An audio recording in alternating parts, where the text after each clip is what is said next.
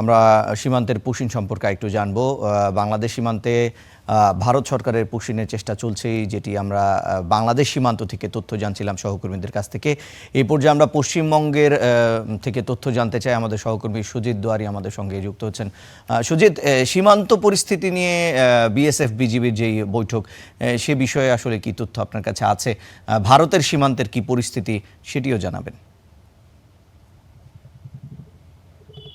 দেখুন বিশাল, আপনাকে জানিয়ে রাখি যে ভারতীয় সীমান্তে থেকে যে পুশিং এর যে প্রক্রিয়া সেটা কিন্তু জারি রয়েছে, তবে দুদিন ধরে কিন্তু সেই পুশিং প্রক্রিয়া কম রয়েছে।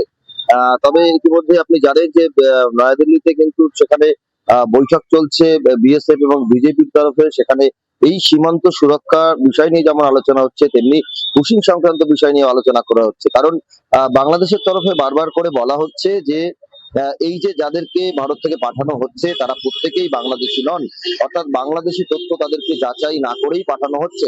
যদিও বিএসএফ এর তরফে বলা হচ্ছে সমস্ত তথ্য যাচাই করার পর তাদের নথিভুক্ত করা হচ্ছে, বা ভারতীয়দের বিএসএফ এর তরফে নথিভুক্ত করার পর সেখানে কিন্তু বাংলাদেশে বিজিবির কাছে পাঠানো হচ্ছে স্থানীয়ভাবে সেই তথ্য যাচাই করার জন্য। এরপরেই তাদেরকে বাংলাদেশের দিকে পাঠানো হচ্ছে।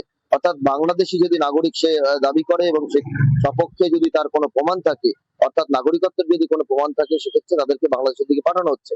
এমনটা কিন্তু বিএসএফ এর তরফে দাবি করা হচ্ছে। এই যে দাবি এবং বাংলাদেশের পাল্টা দাবি যে যাদেরকে পাঠানো হচ্ছে সবাই বাংলাদেশি নয়, এই সমস্ত বিষয় নিয়ে বৈঠকে আলোচনা করা হচ্ছে। পাশাপাশি সীমান্তে তার কাটা দেওয়ার প্রসঙ্গ নিয়ে আলোচনা করা হচ্ছে এবং সীমান্ত সুরক্ষা কিভাবে করা যায় দুদেশের তরফেই কোন রকম অশান্তি এড়িয়ে এই দুই দেশের মধ্যে সম্পর্ক যাতে বজায় থাকে সীমান্তে, সেই বিষয় নিয়ে কিন্তু এই পিজি পর্যায়ের যে বৈঠক, সেই বৈঠকে কিন্তু আলোচনা চলছে। বিশাল। সুজিত, আপনাকে ধন্যবাদ। আমরা সহকর্মী সুজিত দুয়ারির মাধ্যমে পশ্চিমবঙ্গের সীমান্ত পরিস্থিতি সম্পর্কে জানছিলাম।